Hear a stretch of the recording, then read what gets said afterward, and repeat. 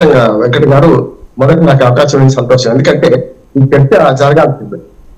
అంటే దానికి నాకు సంబంధం ఏంటంటే, గతంలో కిరణ్ కుమార్ రెడ్డి గారు ముఖ్యమంత్రిగా ఉండగా నేను బ్రిజేష్ కుమార్ ట్రిబ్యునల్ తీర్పును ఆపమని అఖిలపక్షంలో ప్రభుత్వ ఖర్చుతో ఢిల్లీకి వెళ్లి అక్కడ మన్మోహన్ సింగ్ గారితో అఖిలపక్షం అన్ని పార్టీల వాళ్ళు నేను కూడా ఉన్నాను.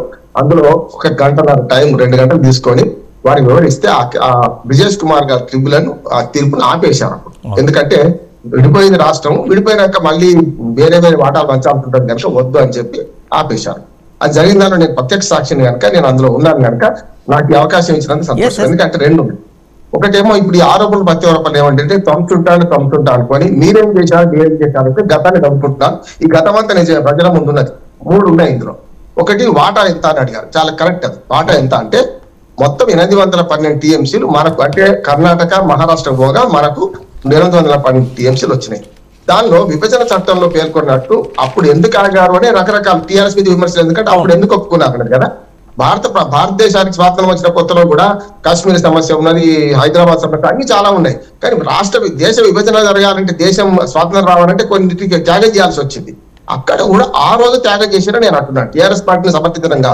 కానీ ఆ తర్వాత రివ్యూలో ఈ 9.5 ఏం చేశారని ఇది బట్టి వాళ్ళ మీద ఉంటుంది. ఒకటి అప్పుడు ఏమైంది, ఎంత అన్యాయం జరిగిందంటే నిజంగా పరివాహక ప్రాంతాలు లెక్క పెడితే మీద ఆ విభజన చట్టంలో అన్నిటినీ 42-55% మధ్య ఉద్యోగులను కానీ నిధులను కానీ నీళ్ళని అట్లా పంటాల్సిన అవసరం లేదు. నీళ్ళని ఏంటంటే నిధులు నియామకాలు అన్నా కదా, నిధులు 42-58 వచ్చాయి, నియామకాలు అంతే ఉన్నాయి. కానీ నీళ్ళ విషయంలో చాలా అన్యాయం ఏం జరిగిందంటే, వెంకట గారు కొంచెం ఇది సీరియస్ సబ్జెక్ట్, అక్కడ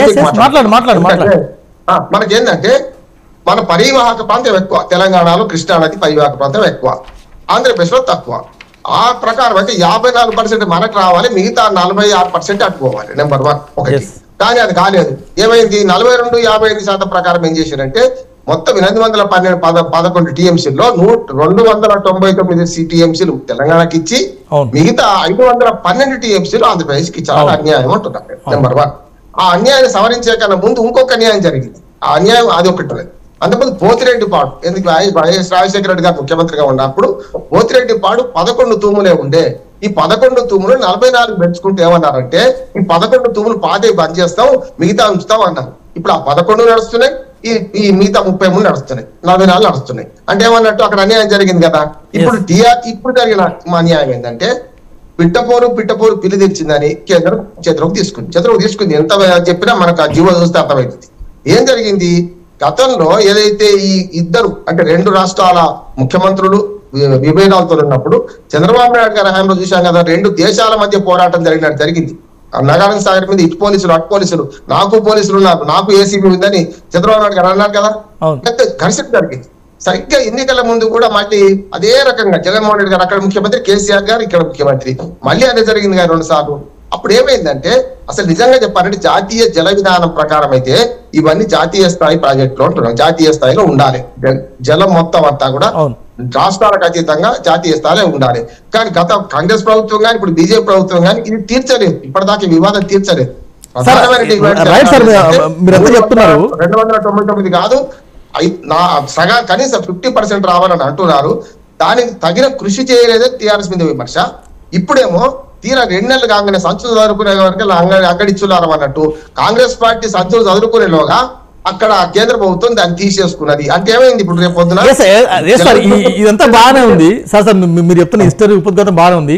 కానీ 2 బలమైన ఆరోపణలు. ఒకటేమో 299 టీఎంసీల నీటి కేటాయింపులకు నాడే కేసీఆర్ ఒప్పందం మీద సంతకాలు చేశారన్నది నిన్న రేవంత్ రెడ్డి గారు చేసిన ఒక ఆరోపణ. నెంబర్ 2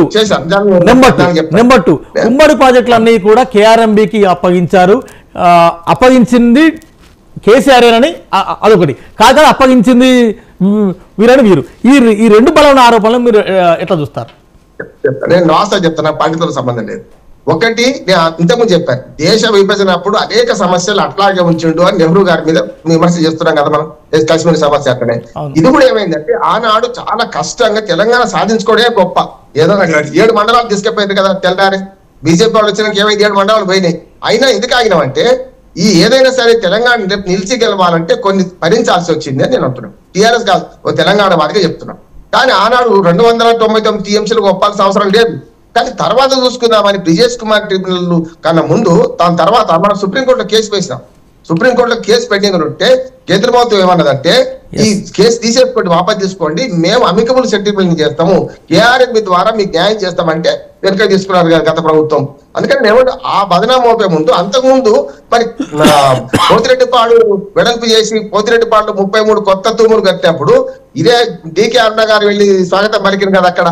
ఇటు కూడా ఉన్నది ఇలా పాపం తలా పిడికడం. అన్ని పార్టీలు ఇవాళ తెలంగాణకి అన్యాయం చేసి నేను అంటున్నాను, ఓ తెలంగాణ వాదని అంటున్నాను. ఇవి సరి చేసుకోవడానికి ఇప్పుడు ఏమైందంటే ఈ 2 నెలల్లో ఏం తెలిసిందో ఏం చేసిందో కానీ వెంటనే ఇప్పుడు వాళ్ళు తీసుకున్నారు. దాంతో ఏమైంది పెద్ద నష్టం చెప్తాను వెంకట గారు. ఒక నష్టం, మన రాష్ట్రం విద్యుత్ ఉత్పత్తి కోసం ప్రాజెక్టు ఇటు పక్కన ఎడవ పక్క మనదంటే కుడి పక్క వాళ్ళది శ్రీశైలం ప్రాజెక్ట్ లో.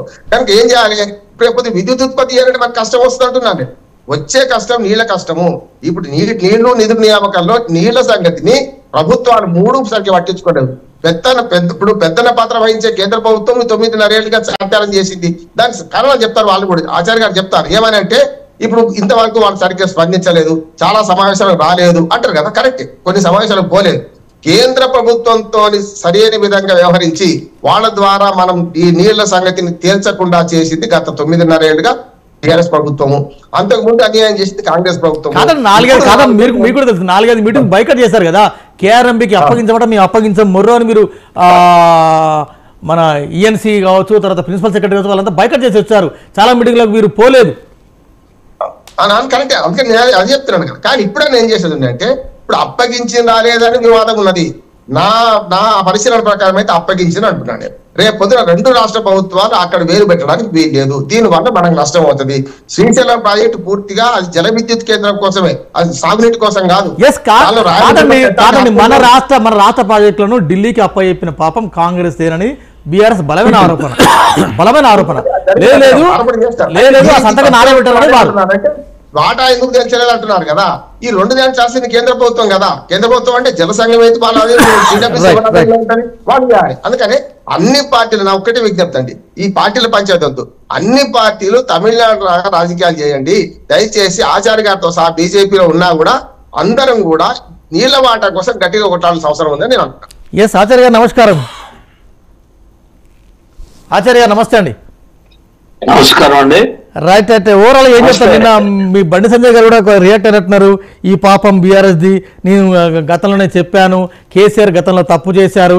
నిజంగా కూడా ఇవాళ ఒక పెద్ద ఎత్తున ఉద్యమం జరిగింది, రాష్ట్రం వచ్చింది, వచ్చిన రాష్ట్రాన్ని 10 ఏళ్ళు పరిపాలించుకున్నాం.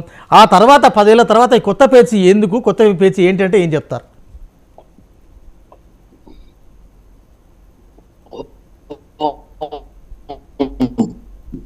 మొదట